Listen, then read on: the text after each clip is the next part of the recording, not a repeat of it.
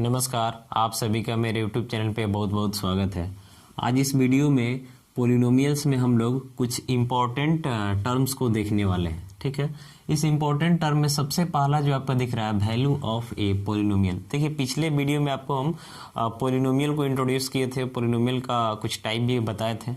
यहाँ पे हम देखते हैं सबसे पहले वैल्यू ऑफ ए पोलिनोमियल क्या होता है। वैल्यू ऑफ अ पोलिनोमियल, देखिए पोलिनोमियल का जो वैल्यू होता है कैसे निकालते हैं। सबसे पहले हम सपोज कर लेते हैं कि हमारे पास कोई पोलिनोमियल है P x equal to a x square plus b x plus c. मान लेते हैं हम यहाँ पे लिखते हैं we put x equal to क्या पुट कर दिए, एम पुट कर दिए। तो उस केस में क्या होगा, तो पी जहाँ पे एक्स है वहाँ पे क्या आएगा, तो एम आएगा, यानी पी एम इक्वल टू हो जाएगा ए इंटू एक्स है तो इसके जगह पे एम आएगा, नहीं a m square plus b into m plus c. तो वैल्यू ऑफ ए पोलिनोमियल का मतलब हुआ कि आपके पास एक पोलिनोमियल दिया हुआ था पी एक्स, और इस पी एक्स में हम क्या किए, तो एक्स का जगह पे एम पुट कर दिए तो हमको पी एम मिला। तो यही पी एम जो है इस पोलिनोमियल का क्या कहलाएगा, तो वैल्यू ऑफ द पोलिनोमियल कहलाएगा।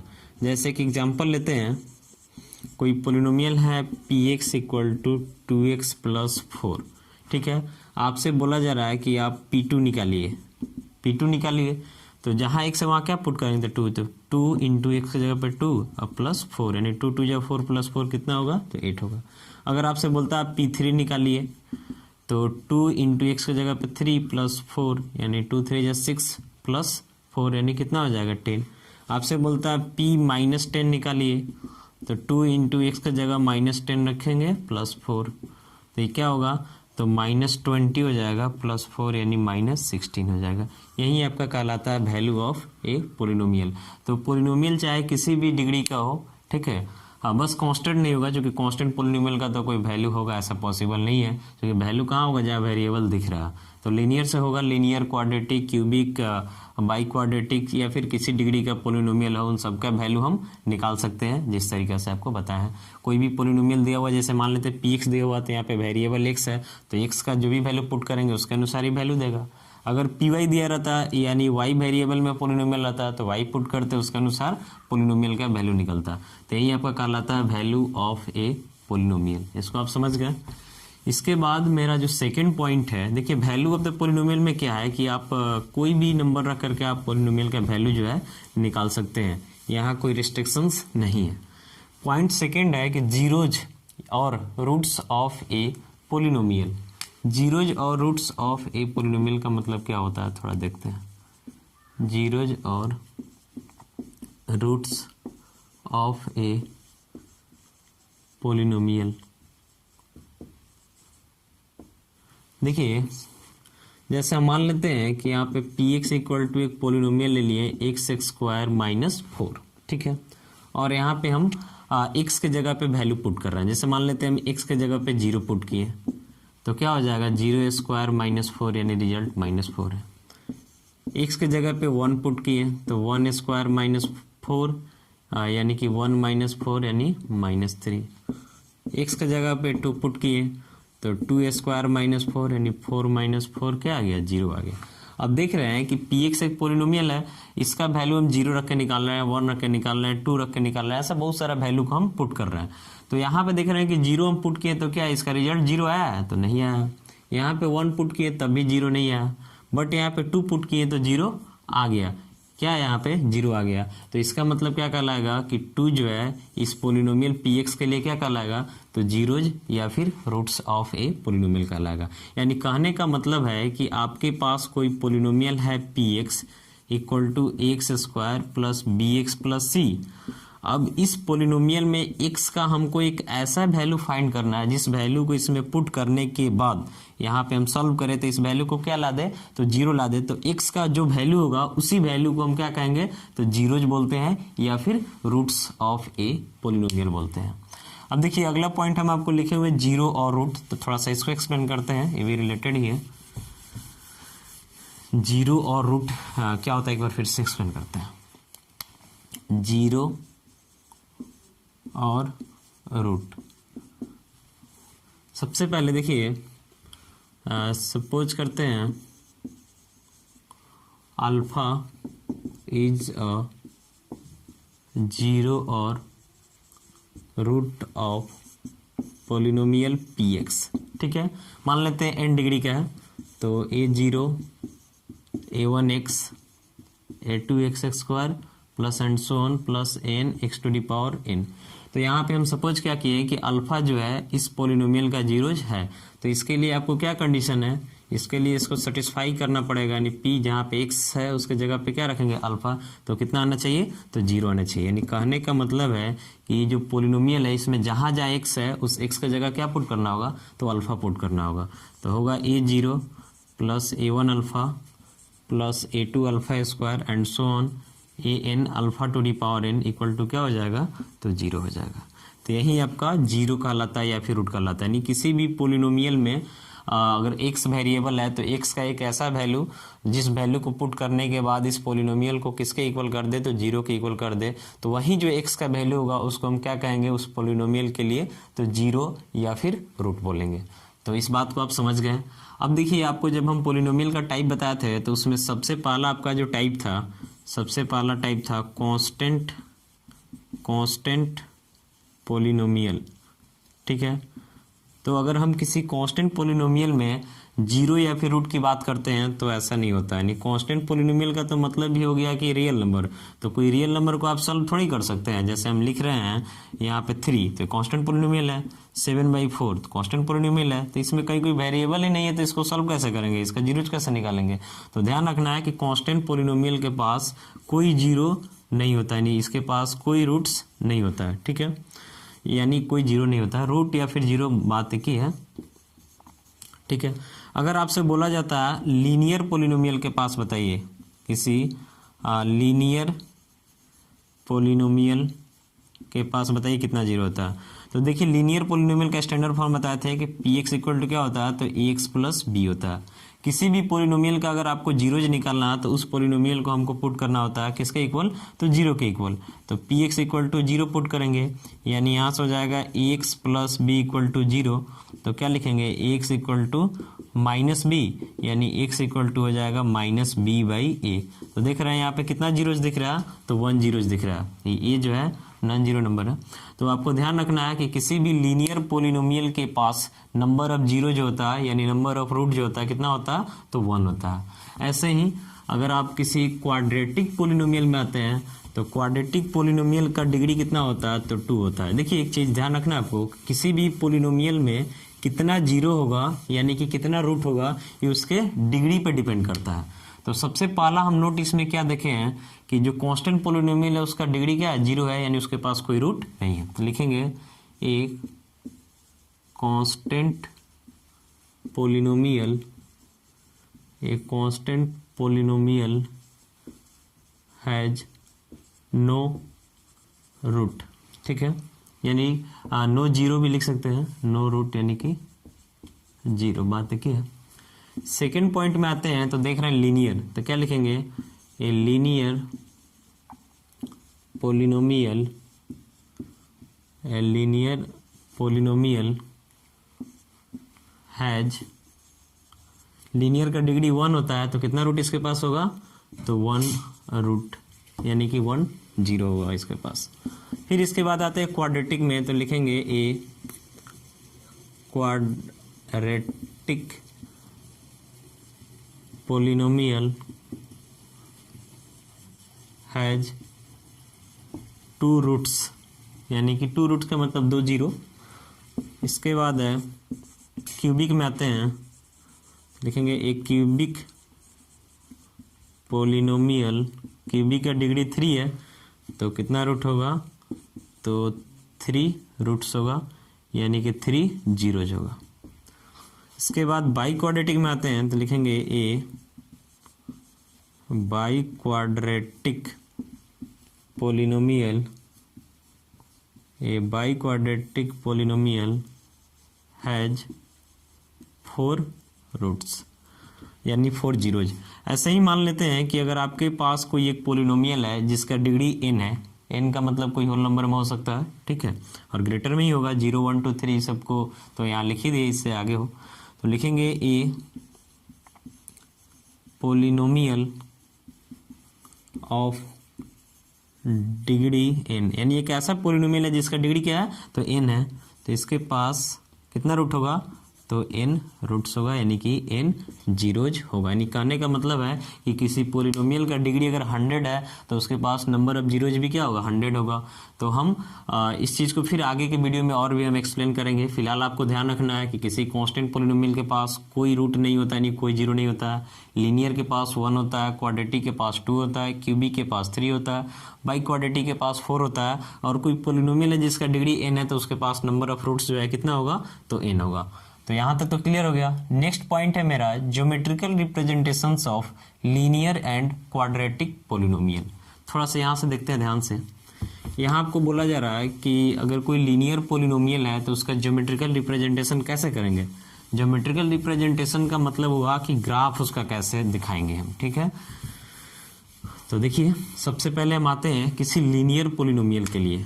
तो जब हम लीनियर पोलिनोमियल के लिए आते हैं, यहाँ पे आते हैं, तो लीनियर पोलिनोमियल के लिए सबसे पहले तो हमको एक लीनियर पोलिनोमियल सपोज करना होगा। मान लेते हैं कि y इक्वल टू क्या है, तो x प्लस बी जो एक लीनियर पोलिनोमियल है। तो लीनियर पोलिनोमियल का जब भी जो ग्राफ होता है, ग्राफ क्या होता है, तो ऑलवेज आपका स्ट्रेट लाइन होता है। क्या होता है, तो स्ट्रेट लाइन, यानी किसी भी लीनियर पोलिनोमियल का आप लेंगे तो उसका ग्राफ कैसा होगा, तो स्ट्रेट लाइन होगा। जैसे एक एग्जाम्पल हम लेके दिखा रहे हैं, जैसे हम y इक्वल टू ले रहे हैं 2x प्लस 1, देख रहे हैं एक लीनियर पोलिनोमियल है। अब इसमें इसका अगर हम एक ग्राफ लेने के लिए टेबल तो हमको चाहिए ना, तो एक टेबल तैयार कर रहे हैं। यहाँ पे x है, यहाँ पे y है, छोटा छोटा वैल्यू पुट करते हैं। x का वैल्यू 0 पुट करते हैं तो y कितना होगा, तो ये आपका y 1 हो जाएगा। x का वैल्यू 1 पुट करते हैं तो 2 1 जा 2 और प्लस 1 यानी कितना हो जाएगा, तो 3 हो जाएगा। अब इसका जब हम ग्राफ बनाते हैं तो देखिए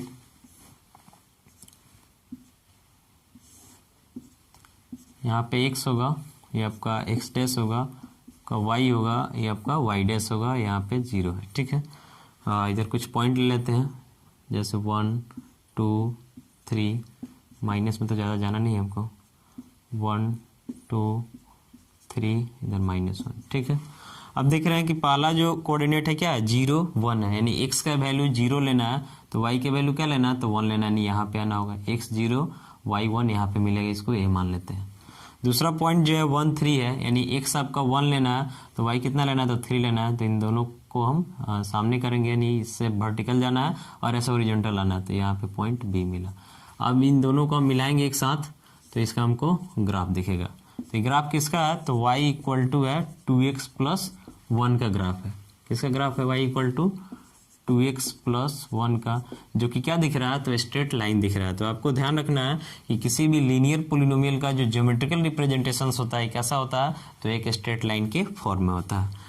लेकिन अगर आपको दिया जाता है कि कोई क्वाड्रेटिक पोलिनोमियल है, जैसे सपोज कर लेते हैं कि y इक्वल टू एक क्वाड्रेटिक पोलिनोमियल है आपका ax square plus bx plus c।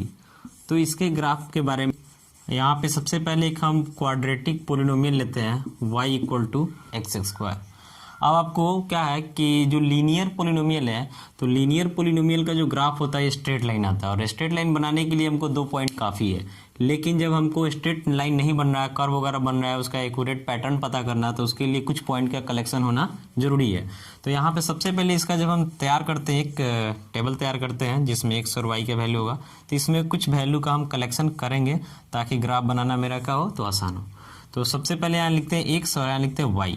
तो x का वैल्यू जब हम 0 पुट करते हैं तो x का वैल्यू क्या पुट करेंगे, 0, तो यहाँ पे ये क्या आएगा, 0 आएगा। x का वैल्यू अगर हम कितना पुट करते हैं, 1 पुट करते हैं, तो यहाँ पे ये स्क्वायर है तो क्या हो जाएगा 1। x का वैल्यू -1 पुट करते हैं तो -1 का स्क्वायर यानी 1। x का वैल्यू 2 पुट करते हैं तो 2 का स्क्वायर 4, और x का वैल्यू -2 पुट करते हैं तब भी इसका स्क्वायर होगा तो क्या होगा, 4 होगा। अब जब इसका हम ग्राफ ड्रॉ करते हैं तो ग्राफ ड्रॉ करने के लिए देखिए यहाँ पे आपका x है, क्या है, तो x डैश है, y है और यहाँ पे y डैश है, ठीक है। यहाँ पे आपका 0 है।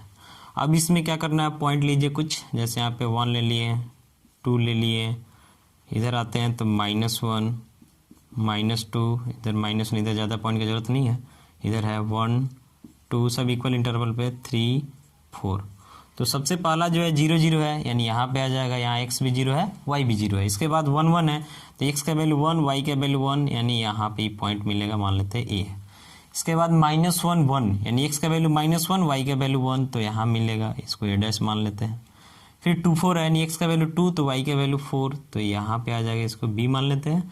-2 4, यानी x का वैल्यू -2 y का वैल्यू 4, तो ये आपका यहाँ आ जाएगा, इसको हम b डैश मान लेते हैं, b डैश। अब इन सारे पॉइंट को हम क्या करते हैं, ज्वाइन करते हैं ऐसे, ठीक है।